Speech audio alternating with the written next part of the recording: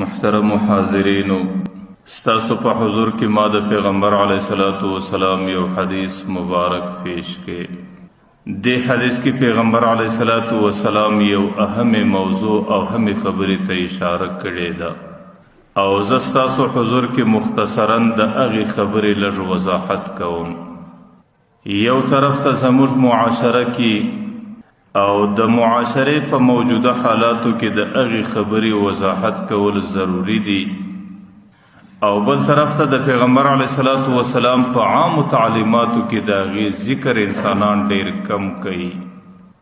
نو د هغې موضوع او د هغې خبرې د ضرورت په خاطر باندې ما ستاسو حضور کې د پیغمبر علیه الصلاۃ والسلام هغه حدیث پیش کړ. د پیغمبر علیه الصلاۃ والسلام نبوت چونکه عالمی نبوت دی او د پیغمبر علیه الصلاۃ والسلام د نبوت یو خاص صفت و امتیاز هغه دا دی چې پیغمبر علیه الصلاۃ والسلام خاتم النبیین نبی دی. پیغمبر علیه الصلاۃ والسلام حدیث مبارک وی مثلی و مثل الانبیاء من قبلکم، زما او زما سمخ کې چې څومره انبیا تیر سوي دي دا هی مثال داسې دی کمثل بیت فاحسنه واجمله الا موضع لبنة فی الزاویه. لکه یو سړی خونه جوړه کړي، هغه خونه ډیره ښایسته وي، هغې خونه باندې انسان ډیره خواري وکاږي، هغه خونه ته ډیر حسن او ښایست ورکړي. خونه ټوله مکمله سي الا موضع لبنة فی الزاویه، د هغې خونې په کونج کې د یوې خښتې ځای پاتې او هغه خښته چې زه رالم هغه زه وم. نو زما په راتګ باندې د نبوت خونه مکمله سوه. نو انا خاتم النبیین لا نبی بعدی، زه په ټولو انبیاو کې آخرنی نبی وم، زما څه وروسته بل نبی نه راځي. وانتم خاتم الامم لا امة بعدکم، او تاسو د ټولو امتو آخرنی امت یاست او ستاسو څه وروسته بیا بل امت نه راځي. نو د پیغمبر علیه الصلاۃ والسلام د نبوت یو خاص امتیازي صفت دا و چې پیغمبر علیه الصلاۃ والسلام لکه څنګه چې نبوت عالمي و دغه رقم نبوت هم آخري و. د پیغمبر علیه الصلاۃ والسلام د نبوت څخه مخکې چې د مځکې ته څومره انبیا راتلو د هغې تعلق به د یو علاقې سره و، د علاقې نبي به و، د هغې تعلق به د یو قوم و قبیلې سره و، د یو قوم و قبیلې نبي به و، او د هغې تعلق به د یو زمانې سره و، یو خاصه زمانه ته به نبي و. مثلا د پیغمبر علیه السلام څخه مخکې حضرت موسی علیه السلام راغلی. حضرت موسی علیه الصلاۃ والسلام صرف په مصر کې نبي و بس.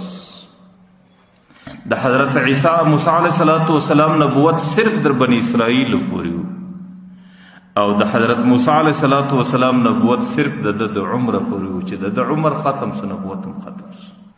حضرت شعیب علیه السلام راغلی و، د هغې نبوت صرف مدینو کې و او د مدین قومونو ته و، او د شعیب علیه السلام در عمر پورې و. حضرت لوط علیه الصلاۃ والسلام راغلی و، د هغې نبوت صرف متفقه ته و، او په متفقه کې چې کوم قوم پروت و هغې قوم ته دی نبي و، او چې لوط علیه السلام زندگی تیره سو، نبوت هم ختم سو.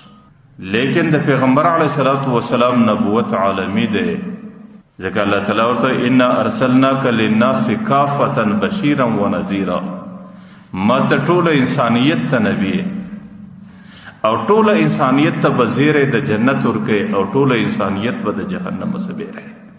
ځکه پیغمبر علیه السلام یا ایها الناس انی رسول الله الیکم جمیعا، زما نبوت د یو علاقې سره تعلق نه لري، زما نبوت د یو قوم و قبیلې سره تعلق نه لري، او زما نبوت د یو وخت و زمانې سره تعلق نه لري. چې کله پیغمبر علیه الصلاۃ والسلام دنیا ته رالی، د مځکې چې څومره کره و خطه ده دې ټولې ته نبي سو. چې کله دی دنیا ته رالی در قیامته پورې چې څومره زمانه ده دې ټولې زمانې ته نبي سو، او د دې مځکې پر مخ باندې چې څومره انسانیت او قومونه آباد دي ټوله انسانیت او قومونو ته دی نبي سو. د پیغمبر علیه السلام نبوت صرف عربو ته نه و، د پیغمبر علیه السلام نبوت صرف قریشو ته نه و، د پیغمبر علیه السلام نبوت صرف بنو هاشم ته نه و، بلکې انی رسول الله الیکم جمیعا. پیغمبر علیه الصلاۃ والسلام وایي چې زما نبوت ټوله انسانیت ته دی، او الله ورته وایي لیکون للعالمین نذیرا چې ټول عالم ته تبیره ورکړي. او د پیغمبر علیه الصلاة والسلام نبوت د مکی در مځکې پورې نه و، قسم د ده بعثت د مکی پر مځکه باندې وسو، لیکن نبوت یې د مځکې پر هر کنج باندې، پر هر طرف باندې چې د مځکې څومره خطه ده او څومره کره ده هغې